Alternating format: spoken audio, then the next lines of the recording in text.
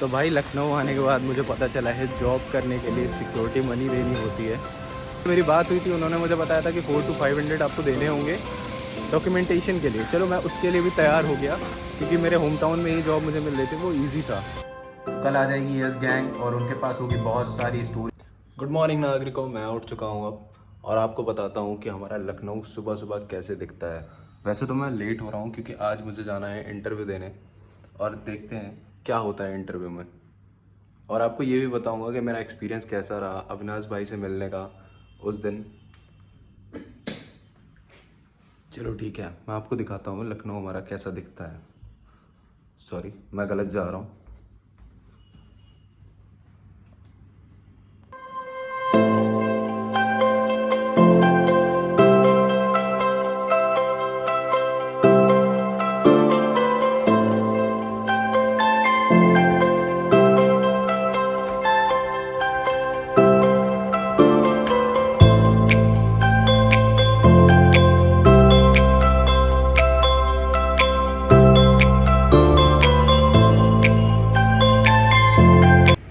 तो चलो पहले मैं तैयार हो लेता हूँ, फिर आपको बताता हूँ क्या हुआ था उस दिन।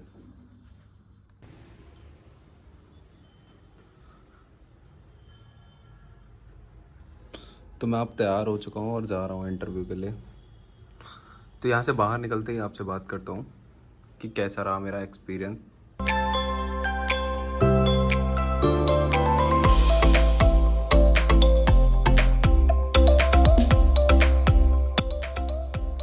और ये लखनऊ भी देख लो भाई, फिर से दिखा देता हूँ आपको। तो ये हमारे सेकंड दूसरे साइड की बालकनी है, यहाँ से देख लो।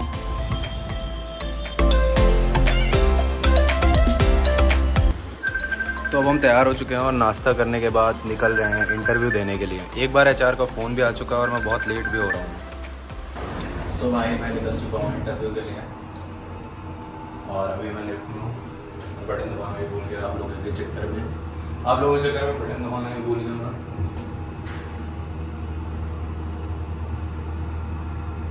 तो जैसा मैंने लास्ट ब्लॉग बनाया था और उसमें मैं शूट नहीं कर पाया था अविनाश कुमार को, तो मैं बता दूं भाई वो रियल लाइफ में बहुत ही ज़्यादा हम्बल हैं, बहुत ज़्यादा हम्बल हैं। क्योंकि वो सामने से आए और मुझे जानते भी नहीं थे और उन्होंने मुझे हक किया और फ़ोटोज़ के लिए भी मना नहीं किया। उनको लेट भी हो रहा था उस टाइम पे, यस को, और उन्हें लेट हो रहा था, बट फिर भी उन्होंने बिल्कुल भी ऐसा नहीं किया कि हाँ भाई ठीक है मुझे बहुत लेट हो रहा है, मुझे बहुत लेट हो रहा है, मुझे जाना है, ऐसा कुछ भी नहीं किया। और पूरा टाइम दिया, फ़ोटोज़ क्लिक करी, मिले। और जिसे नहीं पता है उसे बता दूं कि, और हाँ, जैसे कि आपको नहीं पता होगा यस मेरा क्या लगता है, तो मैं आपको बताऊंगा। अगर आपको जानना है तो आप कमेंट करना, मैं ज़रूर बताऊंगा कि यस मेरा क्या लगता है। चलो मिलता हूँ, मैं पहले यहाँ से रैपिडो कर लेता हूँ और निकल जाता हूँ, फिर बताता हूँ आपको। चलो भाई, रैपिडो आ गई, निकल रहा हूँ मैं। और रैपिडो वाले भैया कह रहे हैं कि अभी इन्होंने एक 18 किलोमीटर की राइड ली थी, वो उसमें 154 रुपीज़ दिखा रहा था और मेरी राइड 116 रुपीज़। तो कह रहे हैं भाई पता नहीं क्या करते हैं रैपिडो वाले। चलो मैं वहाँ पहुँच के आपको अपडेट देता हूँ और रास्ते का भी शूट करूँगा, वो भी डाल दूँगा ब्लॉग में। ये देखो, ये है लखनऊ की रोड, उत्तर प्रदेश की रोड है ये।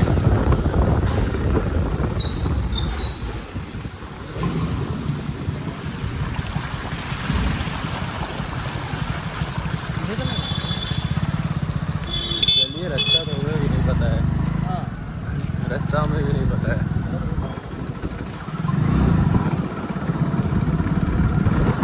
और सबसे मस्त चीज़ पता है क्या है, यहाँ पे हेलमेट नहीं लगाना पड़ता है। मतलब जो पीछे बैठेगा उसे हेलमेट नहीं लगाना होगा। हमारे दिल्ली एनसीआर की तरह नहीं कि हेलमेट लगाना होगा एक, वो भाई बहुत चूतिया लगता है मुझे। इसीलिए मुझे यूपी बहुत पसंद है। यूपी अपना होम टाउन लखनऊ, ये बेस्ट है। कोई भी टोपी वोपी लगा के नहीं घूमने की ज़रूरत है।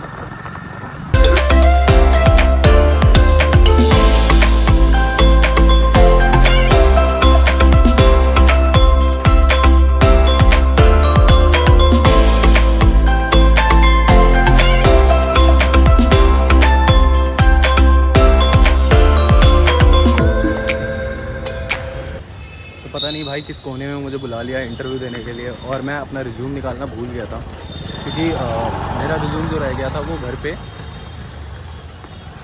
तो अभी चलते हैं, देखते हैं कोई साइबर कैफ़े मिल जाए तो वहाँ से पहले रिज्यूम निकालते हैं और फिर एचआर को कॉल करता हूँ कि मैं लोकेशन पे पहुँच गया हूँ और इंटरव्यू देता हूँ और बताता हूँ आपको कि क्या हुआ वहाँ पे, मैं सिलेक्ट हुआ या नहीं हुआ। तो अपडेट देता रहूँगा आपको मैं। चलो अभी पहले मैं साइबर कैफ़े एक ढूंढ लेता हूँ। तो भाई मुझे साइबर कैफ़े मिल चुका था और मैं यहाँ पे अपना रिज्यूम निकाल चुका हूँ। और अगर ये ब्लॉग गलती से भी मेरे घर पे चला गया या मेरे बाप ने देख लिया तो एक चीज़ तो पक्की है, जो कि है मेरा गाली खाना। बहुत गालियाँ पड़ने वाली हैं अगर उन्होंने ये देख लिया तो, क्योंकि उन्हें पता है कि मैं बहुत लापरवाह हूँ। और इस बार भी मैंने वही किया जो वो हमेशा मुझे समझाते रहते हैं कि भाई कि बेटा ऐसी हरकतें मत किया करो। और ये मेरा तीसरा इंटरव्यू है और ठीक है, तो पिछले 2 इंटरव्यू में क्या हुआ था वो भी मैं आपको बताऊंगा अगले ब्लॉग में। अगर टाइम रहा तो इसी ब्लॉग में बताऊंगा कि क्या हुआ था। और जहां मैं रैपिडो से उतरा था वहां से अराउंड ये साइबर कैफ़े पड़ता है 200 से 300 मीटर दूर। तो सुबह सुबह इतना पैदल चल चुका हूँ मैं और थक भी चुका हूँ। और चलो फिर लोकेशन पे पहुँच के मैं एचआर को कॉल करता हूँ और आपको बताता हूँ कि क्या हुआ। ठीक है, बाय बाय। और मैं जिस साइबर कैफ़े में गया था उनका नाम था रेहान, और वो साइबर कैफ़े उन्हीं का था। और उनके फ्रेंड वहाँ पे बैठ के महाभारत देख रहे थे और उस पर ज्ञान दे रहे थे कि रेहान भाई ये करना चाहिए, वो करना चाहिए। और ये देख के मुझे लगा कि हाँ, हम ऐसी जगह पे हैं, ऐसी कंट्री में हैं जहाँ पे ये हिंदू मुस्लिम तो बिल्कुल भी नहीं हो रहा। ये एक छोटे लेवल पे, बड़े लेवल पे जो भी होता है उसका नहीं पता, बट छोटे लेवल पे ऐसा बिल्कुल भी नहीं होता है कि वहाँ पे बैठ के वो महाभारत देख रहे थे और उन्हें समझा रहे थे कि रेहान भाई फ्यूचर की टेंशन मत लो, क्योंकि कृष्ण जी कह रहे थे कि वहाँ पे भविष्य की हमें चिंता नहीं करनी चाहिए। उसी पे उन्होंने बहुत देर उन्हें ज्ञान दिया और वो देख के मुझे बहुत मज़ा आई। बट मैं वहाँ रिकॉर्ड नहीं कर सकता था क्योंकि क्या पता उन्हें कैसा लगता, तो इसलिए मैं आपको अभी ये स्टोरी शेयर कर रहा हूँ। चलो ठीक है भाई, मैं थक चुका हूँ बिल्कुल, तो वहाँ पहुँच के फिर रिकॉर्ड करता हूँ। तो भाई लखनऊ आने के बाद मुझे पता चला है जॉब करने के लिए सिक्योरिटी मनी देनी होती है, और वो कहीं पे रिटर्न में मुझे नहीं दे रहे थे और वीडियो मुझे शूट नहीं करने दिया। तो मैं वहाँ से उठ के चला आया और ये मेरे साथ दूसरी बार हुआ है जब से मैं लखनऊ आया हूँ। ये मेरा दूसरा इंटरव्यू था लखनऊ में। इसके पहले मैंने नोएडा में इंटरव्यू दिए हैं, पूरे दिल्ली एनसीआर में बहुत जगह इंटरव्यू दिए हैं, लेकिन कहीं भी मुझे सिक्योरिटी मनी नहीं लग रहा था। और एचआर से आर्ग्यूमेंट होने के बाद उन्होंने बोला चलो आधी पेमेंट कर दो। जिनसे मेरी बात हुई थी उन्होंने मुझे बताया था कि 400 to 500 आपको देने होंगे डॉक्यूमेंटेशन के लिए। चलो मैं उसके लिए भी तैयार हो गया क्योंकि मेरे होम टाउन में ही जॉब मुझे मिल रही थी, वो ईजी था।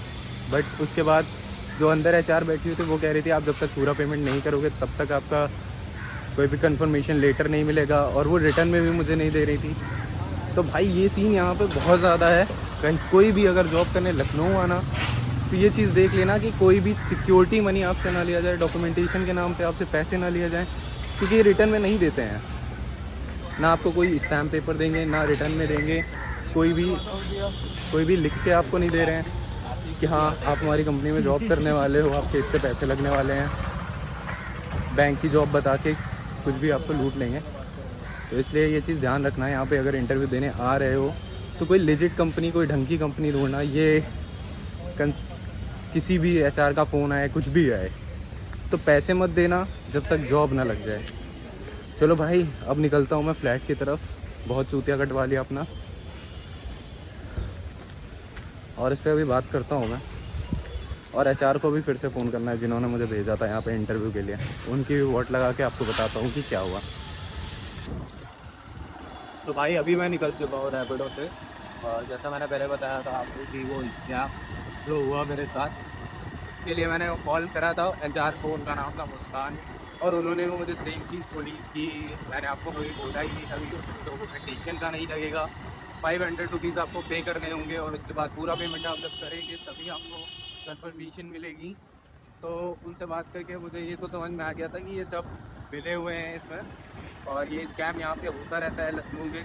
तो आप ध्यान दीजिएगा, यहाँ पे कभी भी आइए इंटरव्यू देने या किसी भी कंसल्टेंसी से आपको कॉल आता है तो पहले उनसे कंफर्म करिएगा, रिकॉर्ड करिएगा कि कोई भी पेमेंट नहीं लगने वाला है जॉब के रिगार्डिंग। और ये मैं आपको रिकॉर्डिंग सुननी है, अगर आपको लगता है कि आप मुझे बोलोगे तो मैं वो रिकॉर्डिंग भी ऐड कर दूंगा, आप सुन लेना उसे कि मेरी उनसे क्या बात हुई अभी ऑन कॉल। पहले तो मैंने रिकॉर्ड नहीं किया था क्योंकि मुझे लगा इसकी ज़रूरत नहीं पड़ने वाली है, क्योंकि हो सकता है मैं जहाँ फर्स्ट टाइम इंटरव्यू देने गया था वहीं ऐसा हुआ हो, क्योंकि वो सिक्योरिटीज़ की कंपनी थी।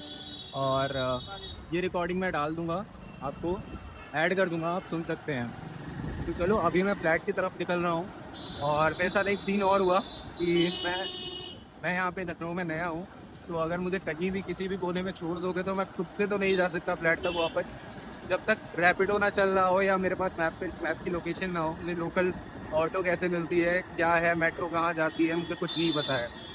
तो मेरे साथ एक सीन और हुआ कि मेरा नेट नहीं चल रहा था, तो यहाँ पे 4G का नेटवर्क पकड़ लिया था और रैपिडो मिल नहीं रही थी, तो मुझे पैदल आना पड़ा और आगे तक। वहाँ पे मुझे नेटवर्क मिला तो मैंने रैपिडो बुक करी है और फाइनली रैपिडो आ गई है। तो अब मैं जा रहा हूँ फ्लैट पे। चलो चलता हूँ, बाय बाय। सिपार नहीं तुम नहीं इधर चलना है, इधर इधर वो नहीं। तो भाई यहाँ पहुँच चुका हूँ अपने फ्लैट पे, मतलब फ्लैट पे नहीं, मतलब फ्लैट से बाहर पहुँच चुका हूँ, बस ये वाला है।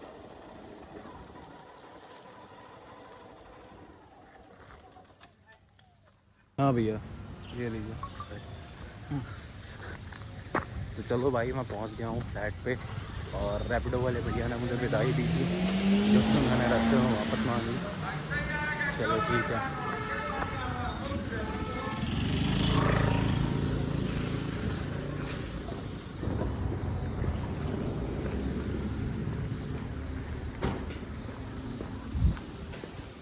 चलो ठीक है, अब मैं पहुंच गया हूँ फ्लैट तक।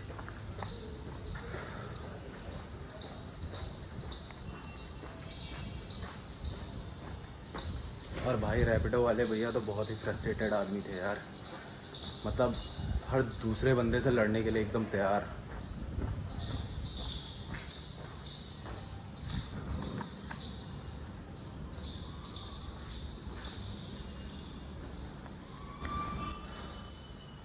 जैसे लग रहा था अपनी जोरू से लड़के आए हों, और हर दूसरे बंदे से वो लड़ने को तैयार थे एकदम।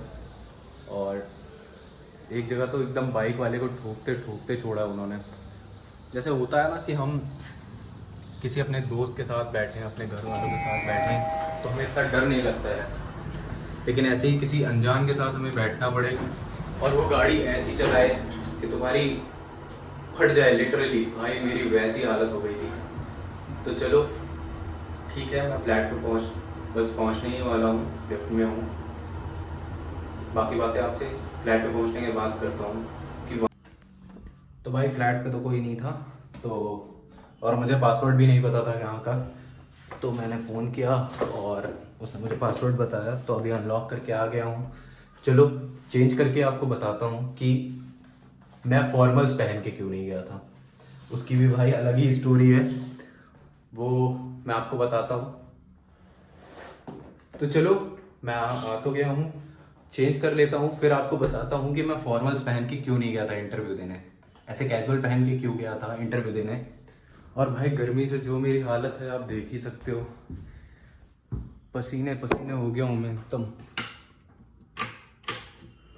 और मैं आपको बताता हूँ कि मैं फॉर्मल्स पहन के क्यों नहीं गया था।